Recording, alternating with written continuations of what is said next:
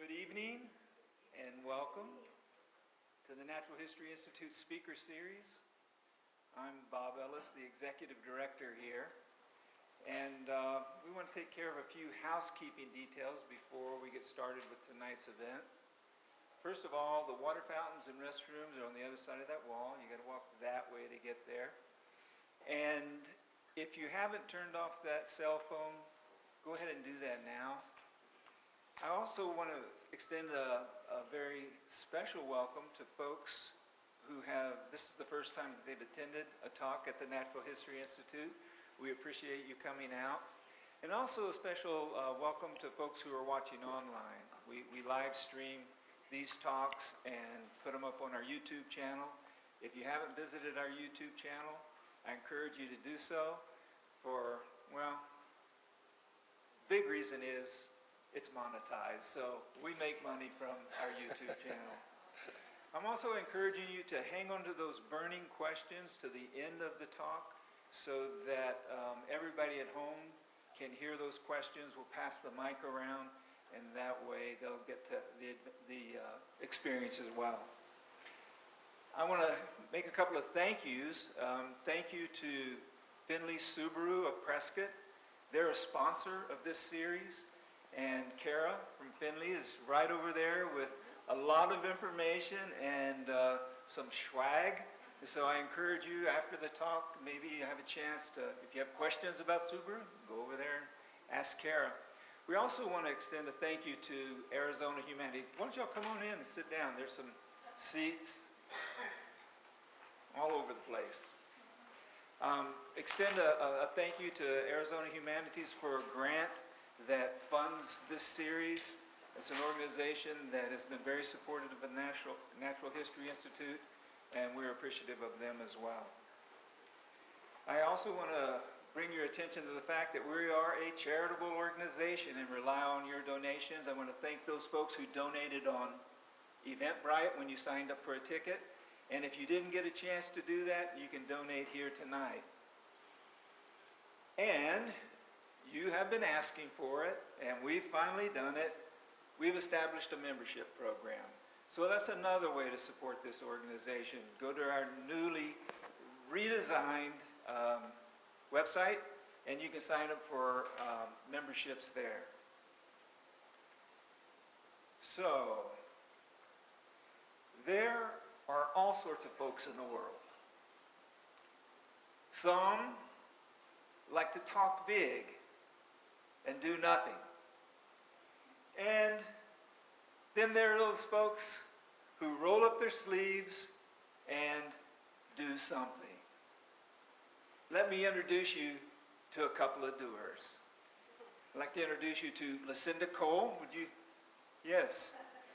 Lucinda Cole is a partner in this endeavor that this talk centers around. And then introduce you to A.T. Cole. A.T. spent 32 years as a small-town general practicing lawyer in Casa Grande, in which he successfully defended a dozen murder cases, 2 of which risked the death penalty. And he served as co-counsel in the largest personal injury product liability verdict in Arizona history. He also served as chair of the Arizona Humanities Council, so this is kind of full circle for him. A.T. and his wife West New Mexico. Their focus is on the restoration of a ciénaga, habitat for wildlife, and thwarting the climate and please join me in welcoming A.T. and Lucinda.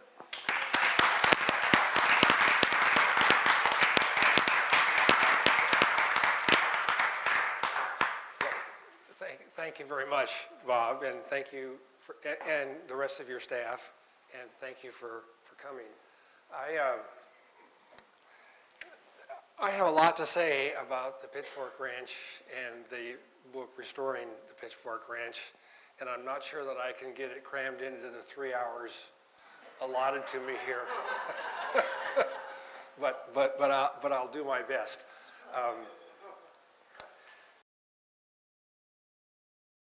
Wes Jackson has written that we live at the most important moment in human history. And the reason he says that is because of the climate and companion crisis. Day before yesterday, and it was a political survey, and they were asking questions about our politics and who we were going to vote for, et cetera, et cetera. And then near the end, they said, we would like you to tell us which of the following 10 items is the most important to you. And they listed the 10. And they didn't mention the climate crisis. I mean, I was shocked. And I complained. And he said, well, we have a category for you to add one in if you want. And so I did. Doing anything about this, or we're not doing enough. And a real awful future looms for our grandkids if we don't do something. And I don't want to trivialize the seriousness of what this book is about. The climate crisis. We moved and began doing habitat restoration, and our goal was, introducing the endangered species and at-risk species and providing for wildlife, and that was our focus. We'll learn more about it in a minute. But it turns out that is an extremely rare Southwest habitat. There used to be, depending on which expert you ask, there used to be hundreds, if not thousands, of ciénagas in the Southwest before European arrival. Now, up to 95% in this video, you'll see of ciénaga habitat has been lost. So there aren't many left. And when this video was made, there were 150 or thereabouts, and now there are 400. So people are starting to pay attention, scholars are starting to pay attention. And so we have this ciénaga, and that's the primary focus of our restoration work now. And in addition to that, we have recently learned that ciénagas can capture 5 times more carbon than forest and 500 times more than ocean. So all of a sudden now we realize that the work we've been doing has this additional component. And so I don't want to, we gave a presentation at a book tour in Casa Grande several months ago, and there was a woman in attendance who talked to a friend of ours who's talked to her. And of course the climate crisis is that it's not a happy topic. But I'm doing my best to not be quite so burdensome about it. And so at the risk of trivializing this, I want to show you some new residents who have moved in the Pitchfork Ranch.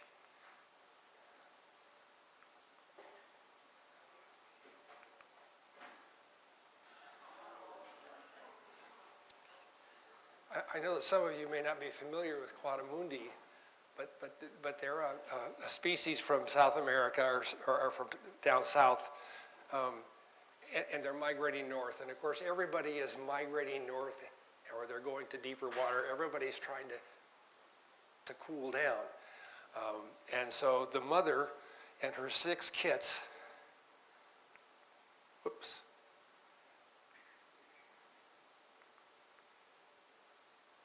There's the runt. This runt, he's always running behind the other 5.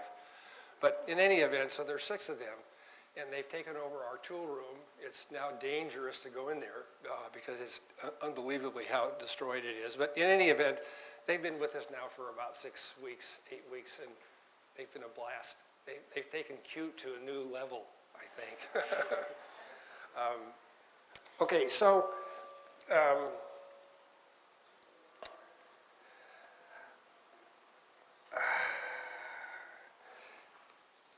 the Pitchfork Ranch was founded by a guy named Jeremiah McDonald in 2004, and he had 3 sons. And so this was known as the McDonald Ranch for many, many years. But there was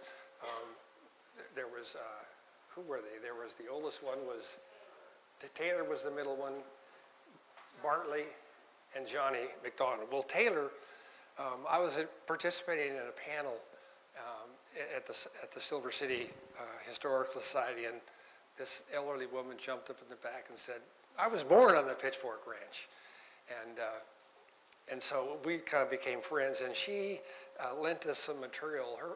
Her father and the older brother both died in horse wrecks. And so the people that did this business back then, like those that do it now, it's a tough business apparently. We make it very clear that we're ranch owners and not ranchers because we don't do the hard work that they did. But in any event, she gave us this poem that Cinda is going to read, and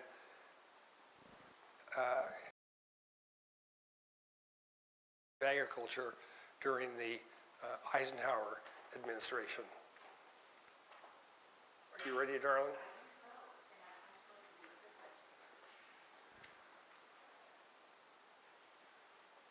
Okay. Oh, Hello. Rob. Okay. There you go. Okay. Can you hear me? No. Oh, sorry. Press the button. Okay. Just hold it down. The left. No. Sorry, y'all. Thank you. Let me hold. Oh, okay. The Drought and Me by Taylor MacDonald. The feed's all gone, the creek's dried up, not much water in the well.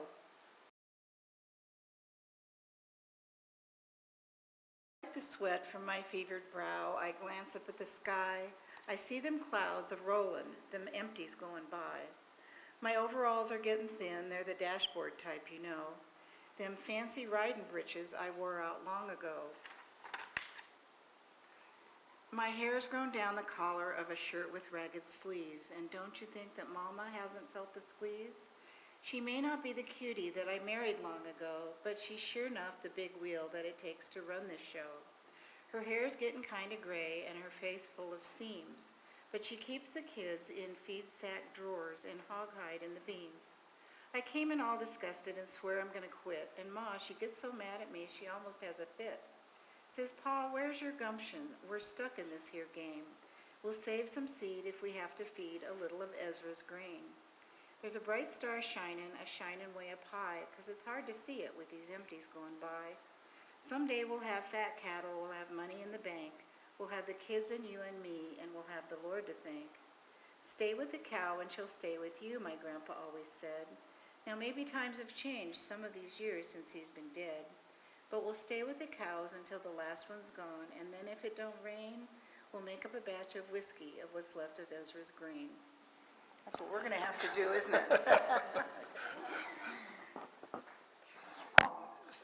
So really, what the McDonald's were contending with then in terms of the drought is what we're contending with today, except obviously what we're doing is we're contending with is not a drought, because the drought, a drought has a period at the end of it, and what we're going through now is not really a drought because there is no period of end. It's going to get worse and worse and worse if we don't do something about it. So in any event, that's what precipitated the book, because it just seemed like it made more sense. What we're trying to do, and there'll be a quote at the end of this, I hope you'll find informative, but we're trying to encourage other peoples to do this habitat restoration because it's pretty easy. But in terms of what we're doing, if you take but one thing away from this discussion, I would encourage you to have it be this.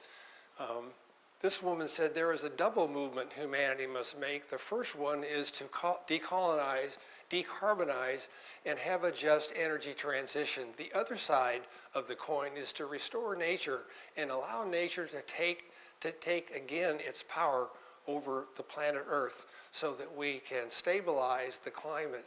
So there's really two sides to this coin, and it's astonishing that up to 25% of members of the U.S. Congress don't believe in the climate crisis, but that's the number, and that's what it is.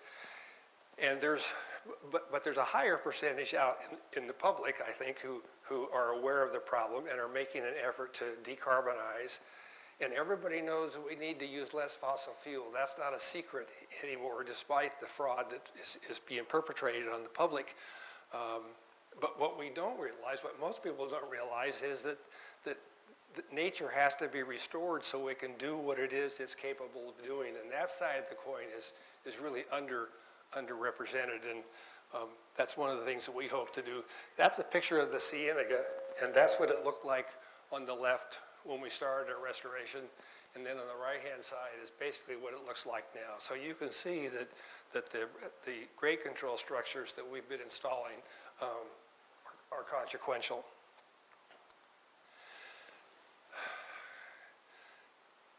Because I want to avoid a lot of gloom and doom, I'm not going to talk a lot about natural worldwide statistics, and I thought I'd just talk about what we've gone through on the Pitchfork. And so on the left is what the Pitchfork Ranch looked like in 1930, and that's the house we live in. It was built in 1924, and if you look right there is this tree.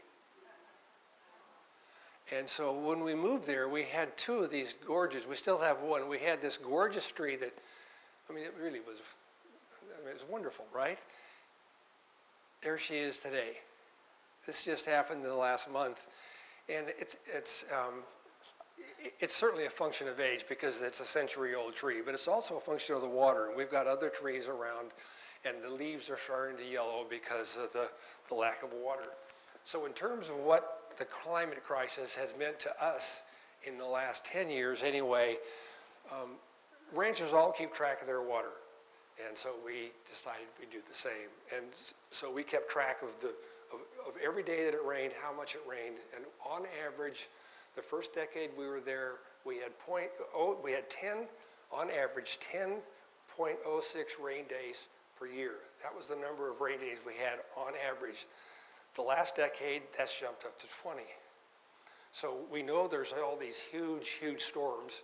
So, and we also know that we have all these little tiny rains. So these smaller rains, obviously more of the rain that hits on the ranch, we may still get 11 or 12 inches a year, but since we have so many of these small rains, we're contending with lots of evaporation that we didn't used to contend with.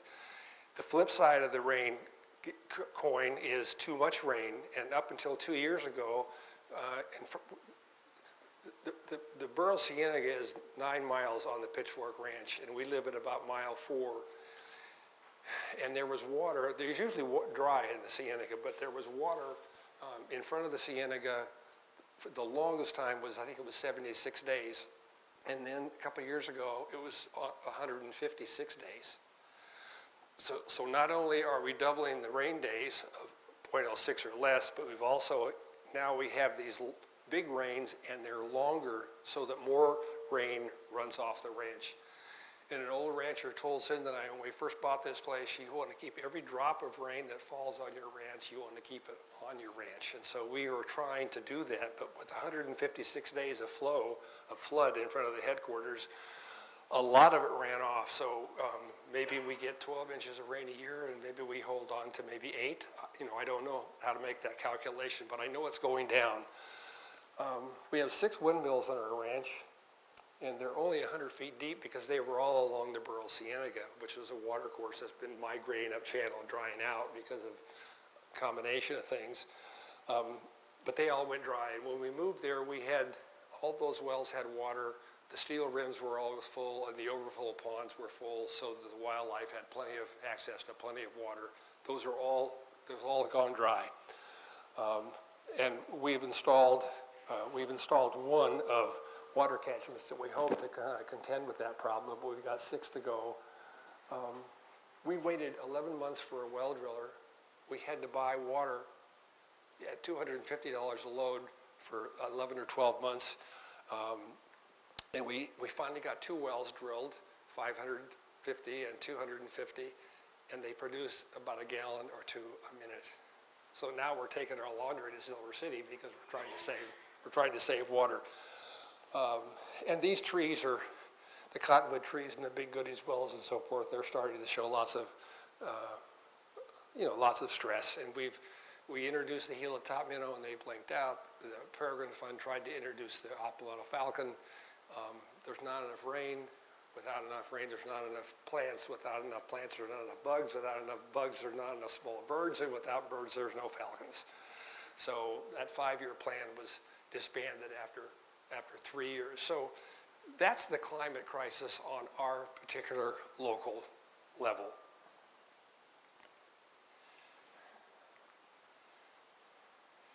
That's what the ciénaga looks like at flood stage. That area is usually dry, but when they get a big rain in the burrows, that's what we get. And that's what the ranch looks like at its very best when there's rain.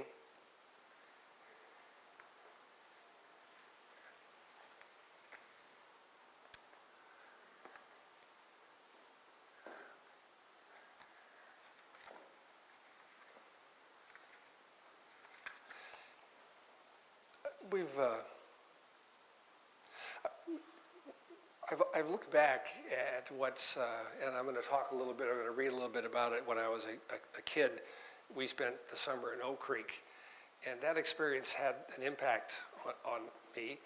And then, I think it must have been 40 or 50 years ago, Mike and Kathy Murphy of Prescott here, they took Lucinda and I on a backpacking trip. And I'll remember Mike told me, you want to leave everything, you want to leave the place a little bit better than you found it. And there's nothing radical about that after doing backpacking for years. I mean, every backpacker knows that. That's kind of the standard, nothing radical about that. And so over the years, we probably had 10 or 15 backpacking trips and maybe a dozen Sierra Club volunteer trips that Chaco went around and did restoration. And we sort of lived by that, leave it better than you found it. But with the climate crisis, that policy isn't good enough. We need to do more than merely leave it better than we found it. So this is sort of a background of how I think we ended up where we did. Running free through the woods in boyhood set a hook in me I've never spit out. It was the summer of 1957. I was 11 and Buddy Holly and the Crickets had broken into song in a big way with the 45 RP of That'll Be the Day and follow-up Peggy Sue.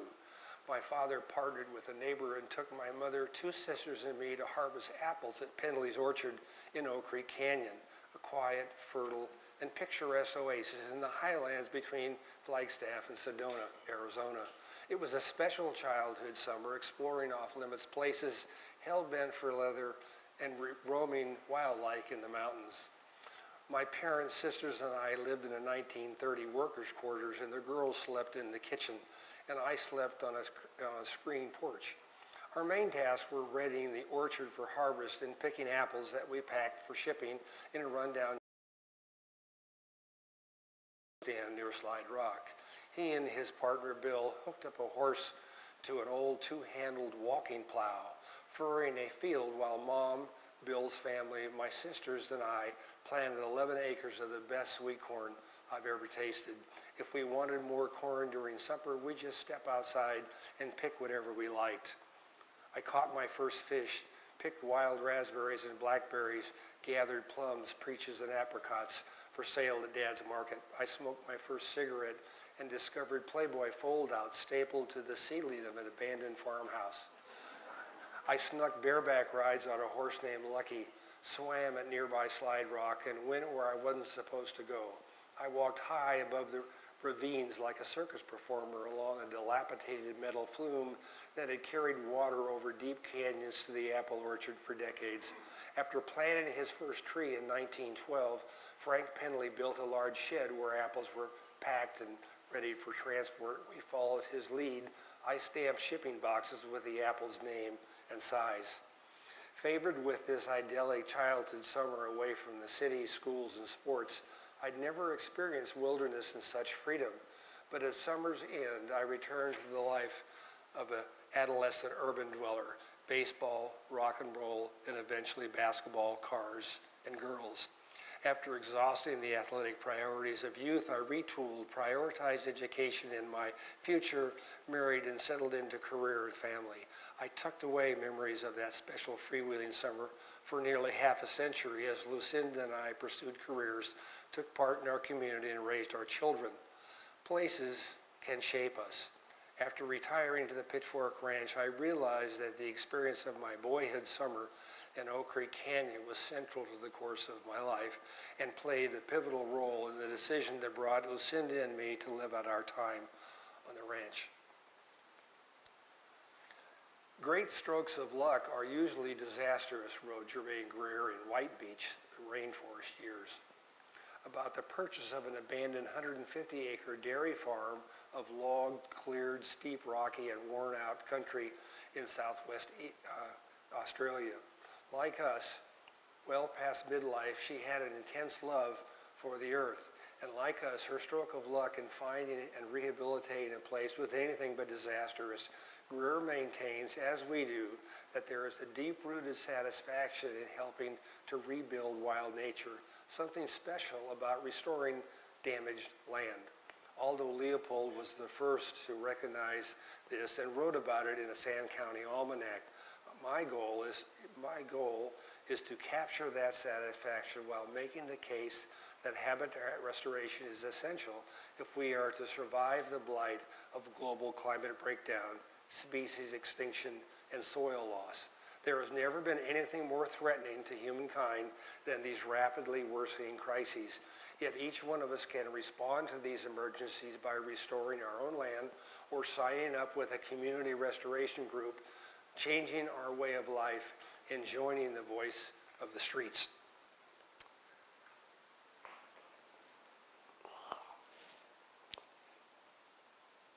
So there's really tremendous beauty there. I mean, when you think of this ribbon of green in the middle of the Chihuahuan Desert, it really is quite special. And Lucinda and I are struggling now because we've never been water insecure. I mean, I haven't flushed the toilet for a couple of years. I mean, I go outside because we don't want to waste the water. I mean, things are, we take our laundry to Silver City now, and so we're really careful in trying to make do. But it's less fun.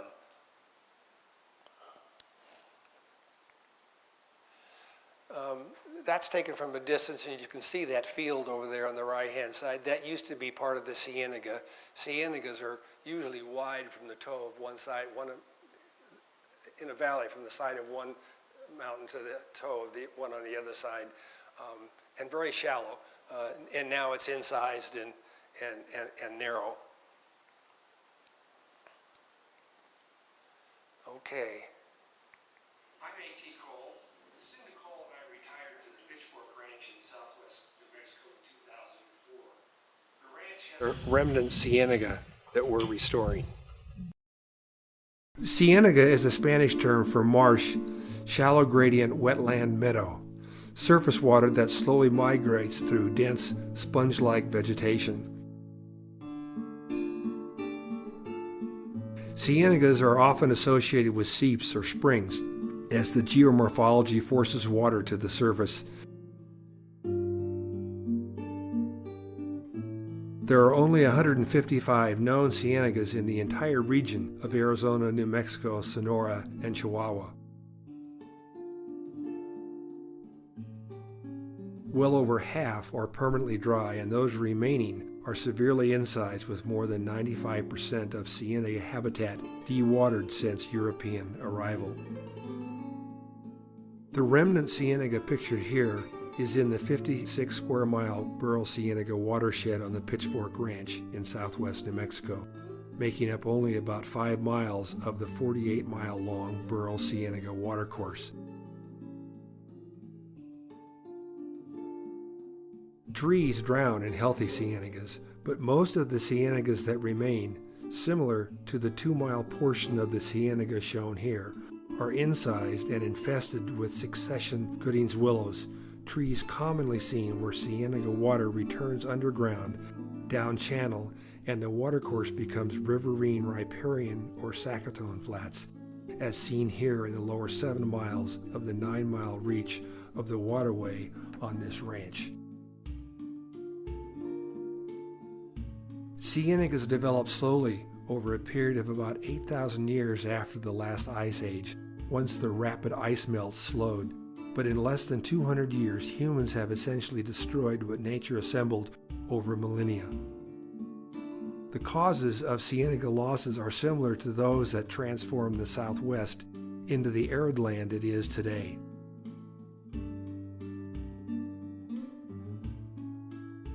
The initial damage resulted from introduction of livestock by the Spanish in 1598, mostly sheep that reached more than 4.5 million in New Mexico and outnumbered cattle 37-1 by 1865.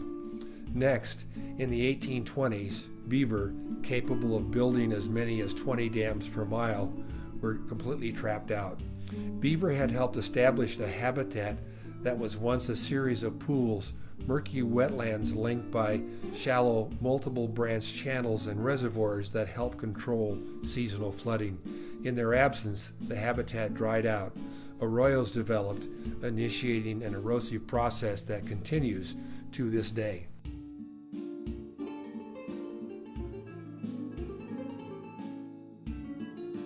Like the one pictured here, many ciénagas suffered further damage when early settlers recontoured broad Ciénaga Canyon flats in a misguided effort to prevent flooding of their agricultural fields.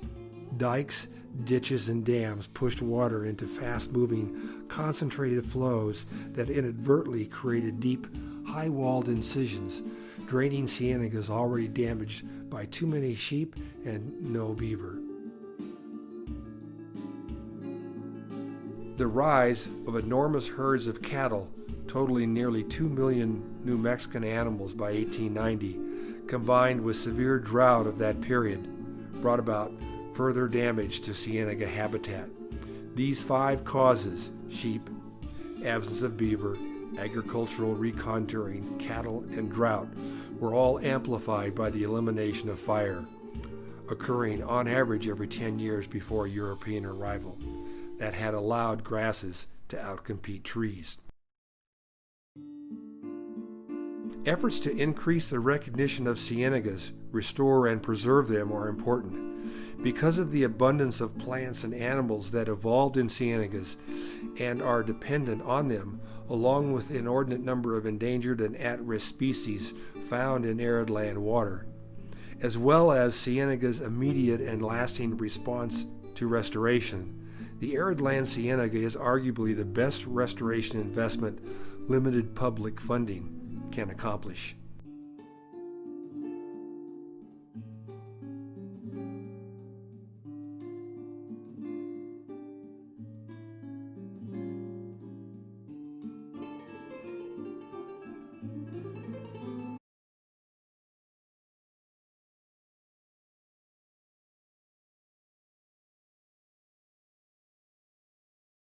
Grants over the last 2 decades, and 87% of the money that we've spent for doing this restoration is public funds. So thank you very much for your contribution. We couldn't have obviously done this without the benefit of public grants. And so what I'd like to do now is I'd like to point out, and there's some photos on that chart there, some of the same photos and then several others as well. But it's really pretty shocking how easy this is. And you can see there where the arrow is pointing, we planted, we put some boulders in right there, some rocks, some big rocks, and planted a few coyote willow trees. And Bill Zedike is a restoration fella that is kind of the main restoration man in person in New Mexico, and he's retired now. He's like 87 or so. But his whole concept is induced meandering, and apparently water courses naturally go like this. They meander. That's the natural flow of an unincised, undamaged course of water, and apparently that's the case everywhere. That's what water does naturally. But because of roads and cattle trails and horse trails and what have you, most of the water in the southwest now runs that way, runs straight. So it runs faster, less water goes into the soil, less water stays on the ranch, most of it goes off, and it goes off faster. And when it goes off fast, it incises the structures and the landscape. Zeedyke maintains that just about every arroyo in the southwest was caused by cattle or horses or cattle trails, wagon trails, some kind of human-based activity which has altered these water courses. So this water course, that's one of the things we're trying to do, is we're trying to make it go like this. So we install grade control structures that slow the water down, and I'll show you some examples of that. But when you think about induced meandering, it's pretty interesting. This was the first project that we did in 2005. We bought it in 03, we moved there in 04, and we started restoration in 05. And after the first flow, look what happened here. Instead of the water course being like this pushed the water leftward and carved that out. And that's the whole idea, that Zeedyke wants to induce a meander. And so we put some structures down here now, so it goes like this. So not only are we now slowing the water so that it meanders, but look at this little group of trees. So, sometimes we boast that we've grown more than 1,000 new trees. Move over, thank you. Okay, 1,000 new trees, and of course, that overstates the labor, because all we did is plant those right there in a couple of days, and now there are thousands of trees right there. And not only, and this is below that same area, so that's that same group of trees there. So you can see an area that was barren. And you might have noticed in the video, that it showed the Burl Sienna, and it was like a bowling alley. You saw that soil stretch through the slide. Well, this is a little farther south, and obviously, you've got a 2-foot incision right there, and we've installed what's called a Zuni bowl down here that you can't see, and so we've got all this aggregation now, so those walls don't exist anymore.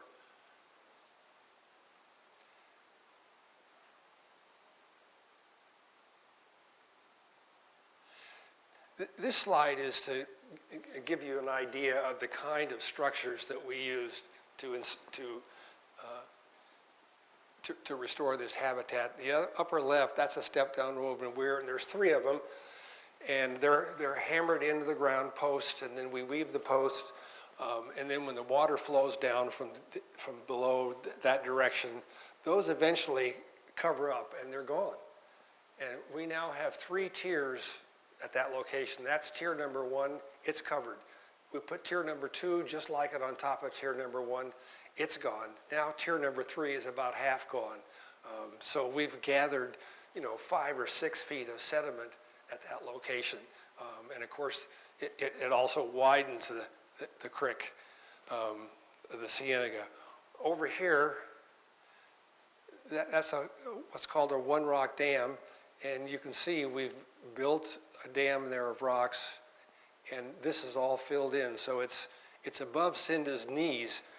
So that structure has really done all the good it's going to do. We're now going to have to, if we want to do more there, we've got to go back and put a 2nd tier atop the 1st tier, because it's still functioning in the sense that it's stopping incision, but it's not aggregating more soil. And what we're trying to do, our fundamental goal is to shallow the landscape. So we're trying to take all the incisions and fill them up so the landscape is shallow instead of going like this, because when it goes like that, when the water hits, it leaves immediately, it takes sediment with it, and it incises the channel even worse. And that's what we're doing, we're reversing that process.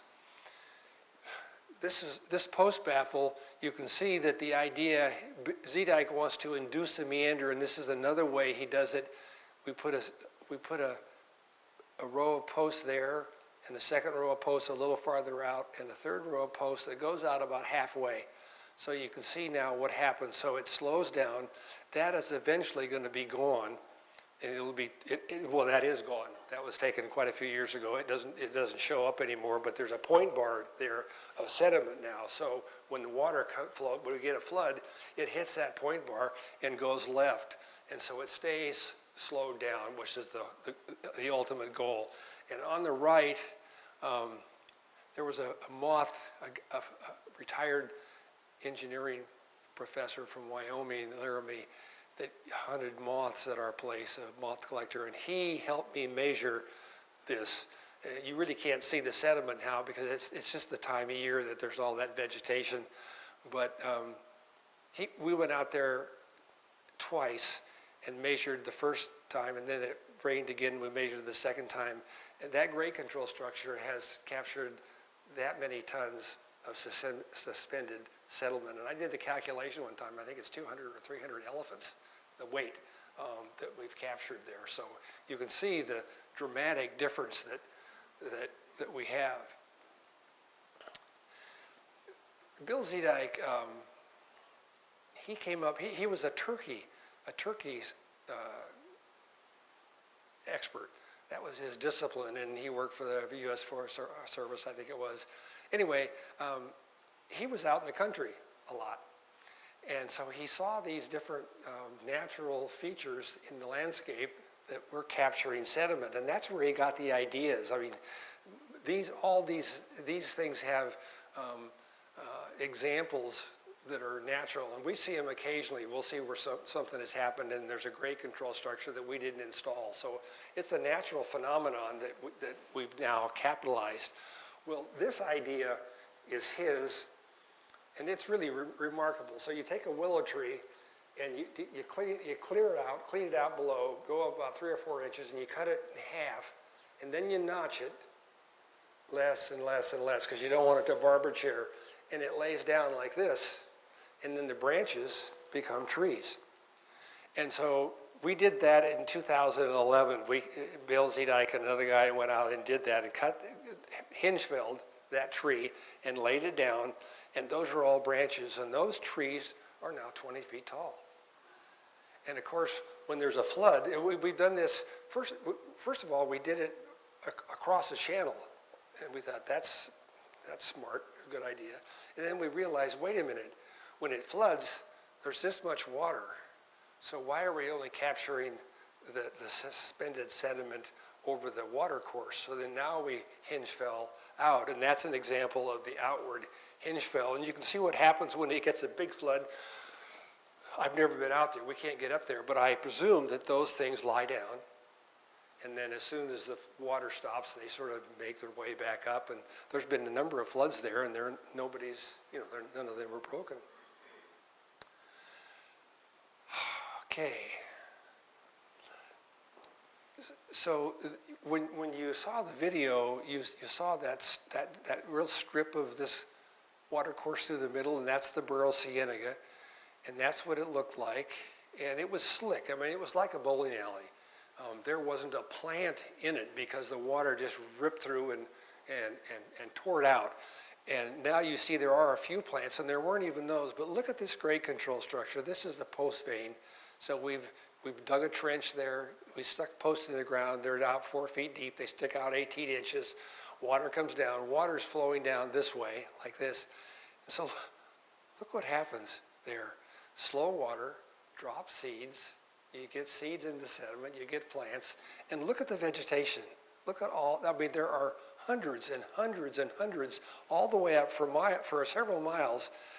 And so it's not only do we have grade control structures that slow the water and cause the dropping of sediment, but now we've got all these plants that do the same thing. They're just naturally there, and that's what they do. So that's the vegetation we have now. And Cinda wanted me to mark this somehow, but I didn't want to do that. But you can see this is the water course, and it was in that video, and it was just slick. There wasn't a thing there.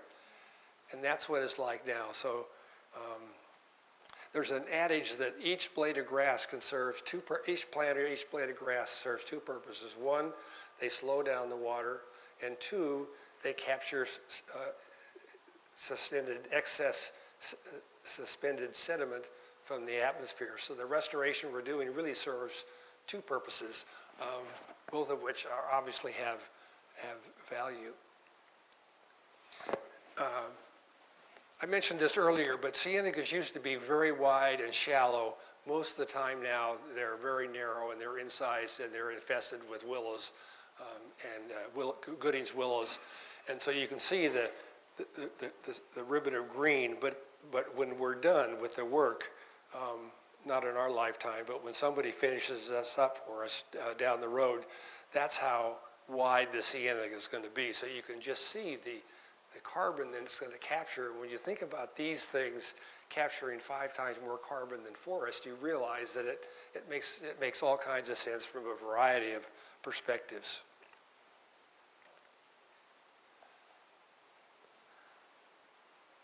I'm going to go back because I want to. How am I doing time-wise, darling? It's 7, it's Quarter to 8, so I've got 15 minutes. I'm not going to I'm not going to keep you here that second hour or third hour.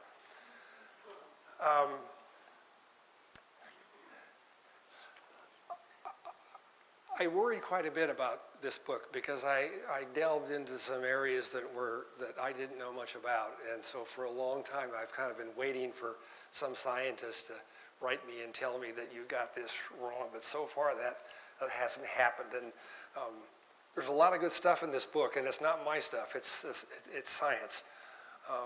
Far worse than today's gun violence in schools, in January 6th insurrection, the Ukraine war, or the COVID-19 pandemic, what troubles me deeply is that we are hooked on convenience. Our unwillingness to change, to be inconvenienced, concerns me more than any other impediment to solving the climate and companion crises. We've become saturated with chronic convenience, analogous to an addiction against which reason seems to be powerless. I'm not sure we can save ourselves. Too few have shown a willingness to carpool, to eat less meat, to forego air travel, abandon plastic, single-use products, or consume less. Difficult and unending, these are habits we need to break and changes we have to make. And it's really hard. You know, we've done this, we don't fly to take a train across the country, then take a boat, across the ocean from New York, and we can fly to wherever we want to go for $700 each, or we can go the socially responsible way at about $5,000 a piece. So, I mean, the structure is set up. It's not set up to work. And as long as the government continues to subsidize the fossil fuel industry, it's not going to work. And why we give billions and billions and billions of dollars to CEOs that make $20 or $40 million a year is a mystery that I think that defies common sense. One of the things that sets us apart from non-human animals is that animals produce only exactly what they need. Humans invariably produce more. We are creatures of excess. We have not been able to trigger the reptilian fight or flight response that these crises clearly call for. This is what unregulated capitalism, consumption, and convenience bear on the trifecta crisis. The trifecta crisis to me is obviously the temperature, animals, and soil. Crisis calculation excess as the exclusive explanation for greenhouse gas emissions.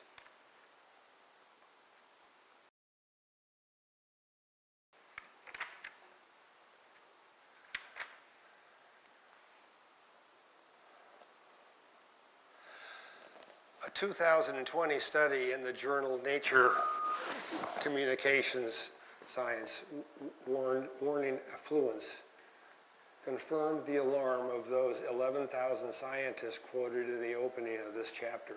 They concluded, and this is the main and most important census in this book, quote, by far the most fundamental driver of environmental destruction is the excessive consumption by the wealthy.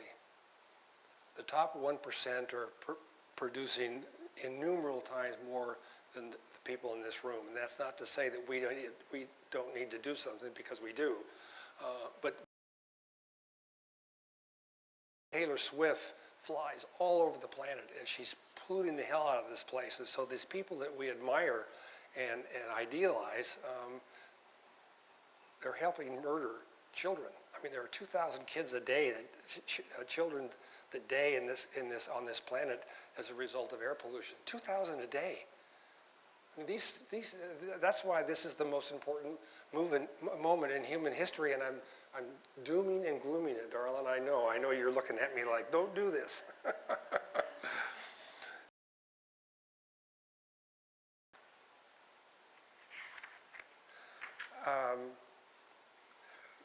This is just one line. Barry Lopez, I stumbled onto this. It's so nice. We can no longer afford to carry on in a prolonged era of polite reflection and ineffective resistance. That's what we've been doing, and we need to do more. I'm not going to read about this, but I want to. This is a remarkable fact. These soil facts should unhinge anyone's sense of humankind's significance. There are more microorganisms in a cup of healthy soil than the number of all humans that have ever lived on the planet. That's 113 billion people. So in one cup of healthy soil, there are more little critters in that one cup of soil than the number of people that have lived on the planet. The dark underground world is thought to account for up to 95% of the planet's species diversity. Pardon me? Restoration, yeah. Talk about restoration. Well, you know, and the point is that the restoration that we all can be doing draws carbon into the soil, and the carbon is what feeds those guys everybody that's living under the ground basically lives on carbon. And I don't know about you, but when I learned about photosynthesis in grade school, I knew that the plant took the sun and broke apart the carbon, and we took a lot of it, and 40% of it went into the ground. I did understand that. What I didn't understand was that 40% that went into the ground provided sustenance for those creatures that live underground. And so we've been driving over and walking over and ignoring that subsurface world for eternity. And they're the ones that are going to hold the carbon. They're the ones that are going to, if we can draw the carbon into the soil, they're the critters that are going to keep it there.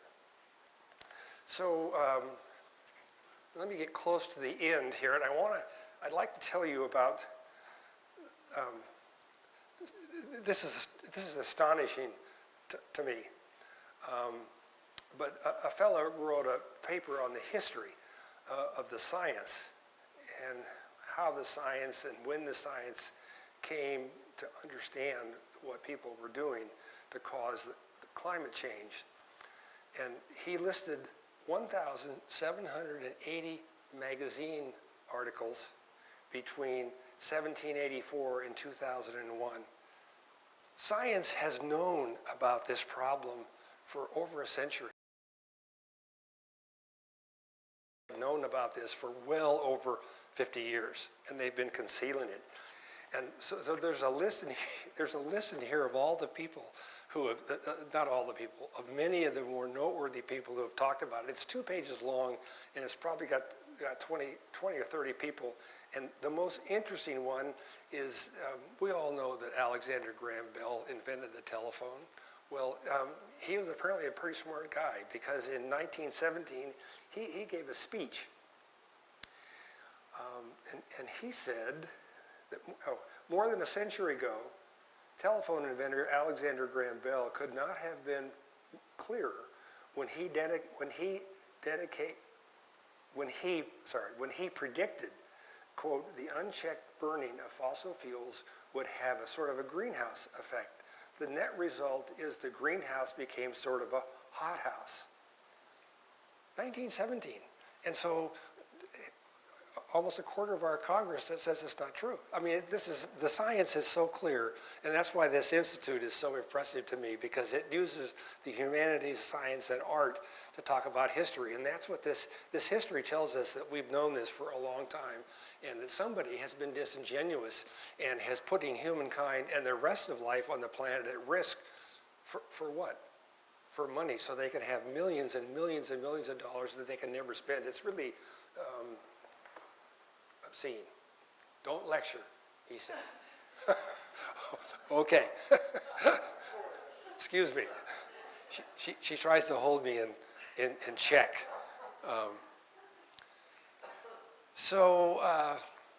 This is, we're trying to encourage people to do restoration. So we have a Pitchfork Ranch Facebook, and we put pictures on and various things. And listen to this.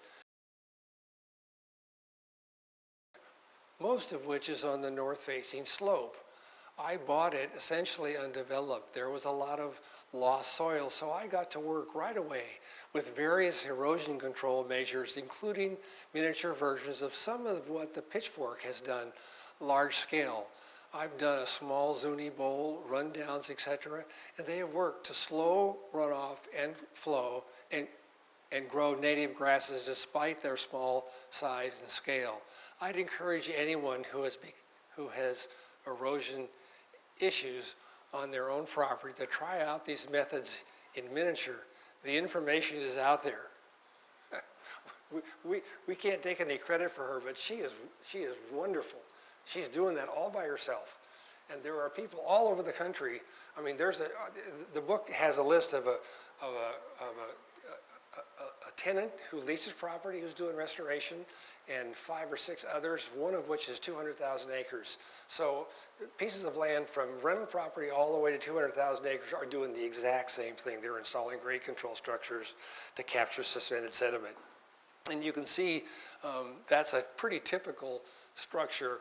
That's a one-rock dam, and a friend of ours and I have been working on that structure.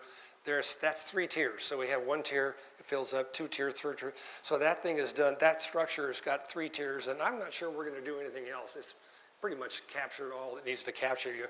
You can see what happens next is the vegetation starts to grow in and close in. And eventually we've got some other structures where we can see the sides are starting to kind of cave in. Okay, so one of the last chapters deals with the voice of the streets and the necessity of people getting aggressive and going to the streets and start forcing change.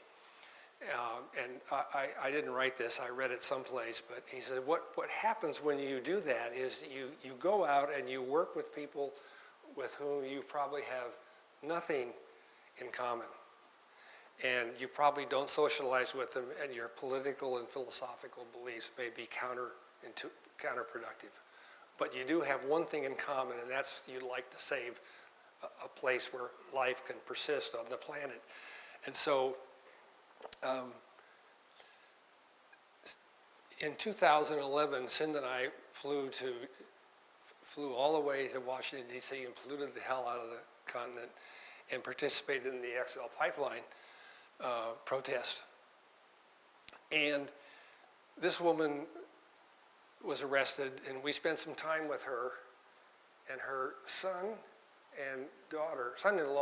and daughter had 2 kids and both had jobs, and they couldn't go to the protests, and they wanted to, but they couldn't, so they paid her way. She had never been to a protest in her life. She probably had 0 in common with the other 1,100 people that were arrested that day. But we talked to her afterwards. We don't know her name, sadly. But she was very proud of the fact that what she had done. She felt like she had done something that mattered, that was worthwhile, and of course Obama did finally, that thing finally got crushed. So what we need to do is exactly what, there's a vast and unconscious conspiracy in this world to keep it down, stay in your place, and maintain the status quo. The antidote is to speak out, don't cooperate, and participate fully. And that's what she did, And that's what we're encouraging others to do and want to do. And I'll end with this. This, you can see where an adult is handing this to a child. Thank you.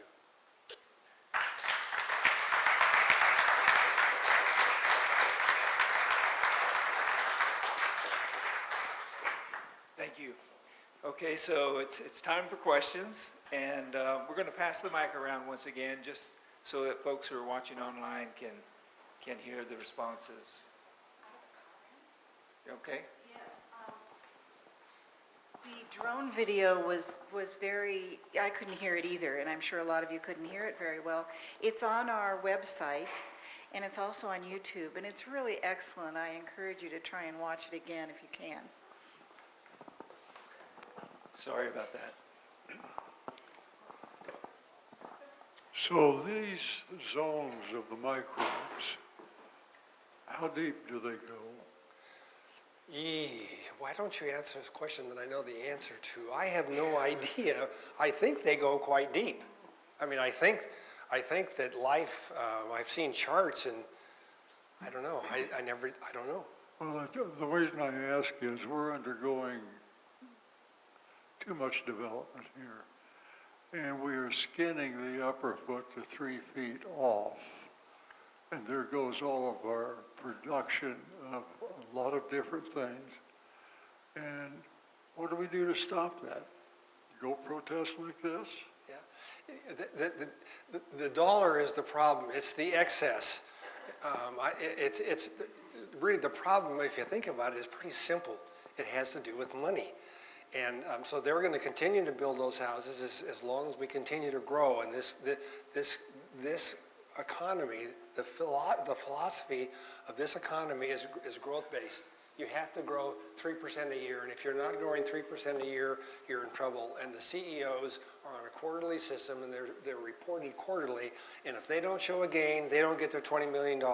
So it's a short-sighted, the whole structure is short-sighted, and we're losing all that soil, and it's irreplaceable. I mean, disc agriculture is absolutely crazy.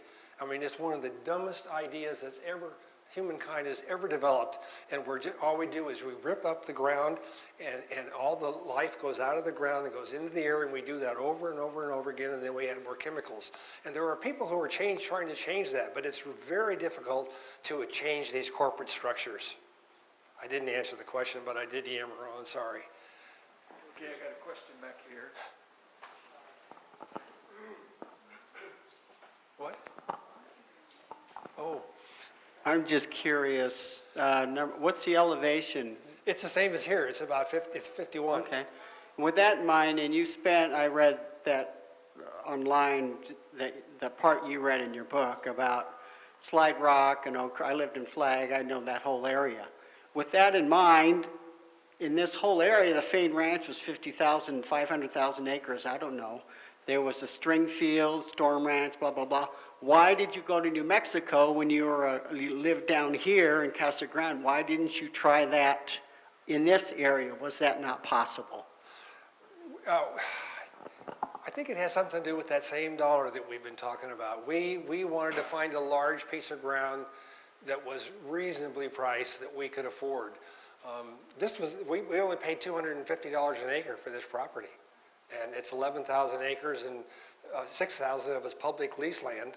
So we only had to buy, 5,000 acres, and we got over 10,000 acres to work on. So it just made economic sense for us to do that. We saw this ranch. It was the first ranch we saw, and we thought there were problems with it. We didn't know what a ciénaga was.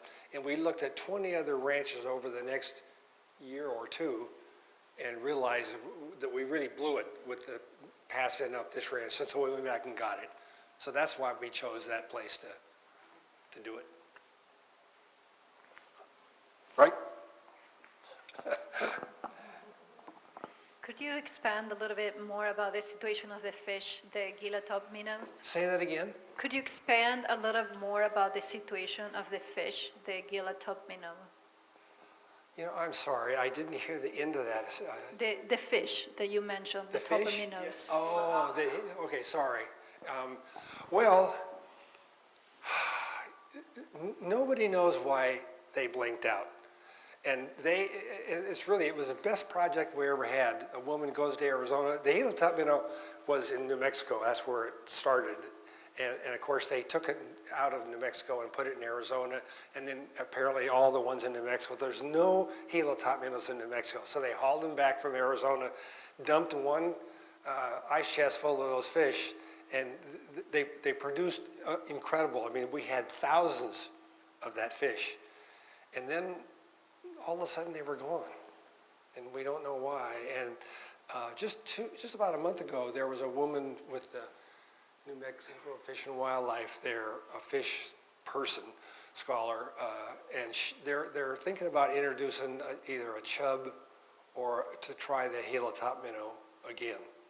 So we've had some failures. We've introduced a Chiricahua liver frog, and it's doing great. But the Opalomano falcon never made it, and Gila top minnow didn't make it. And we do kind of boast that the Euphorbia ray turneri, a plant that was previously unknown to science, was discovered on the Pitchfork Ranch. And so we used to boast that it's the only place in the world where you can see this plant, but now it's found at 2 other places.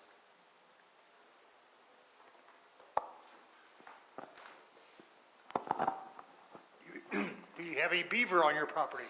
No, Have because you thought about introducing them? yes, we have. In New Mexico, you have to have the consent of all property owners within 5 miles of your property. And so we've got a couple of cattle ranchers who don't want any beaver cutting down their trees. So the answer is no. But, you know, that's what we're doing. We're just doing what beavers do naturally, as you've figured out. Yes, sir. Does that consent apply to beaver dam analogs as well, or only to? No, it's just, you know, there are 7 different names for grade control structures. BDAs, beaver dam analogs, is another name. Erosion control structures is another name. There are 7 different names for the same thing. So that's what these are. These are BDAs. We have time for one more question. Here we go. You were able to get a number of grants to do this restoration work. Were they mostly federal grants? Or? Yeah, there were federal grants.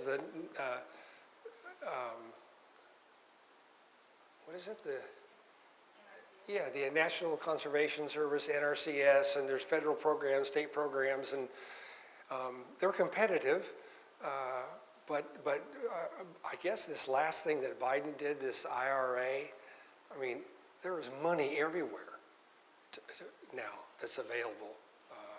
So it's really there was a mine poisoned a pond and killed a bunch of birds, and so they had to cough up $5 million, and we applied there and got some of that. So we've had grants anywhere from as little as $7,000 on up. All right, well, I'm sure AT and Cinda are going to stick around and answer some questions. The gallery's open. Whoop. Why don't you all join me in thanking AT and Cinda?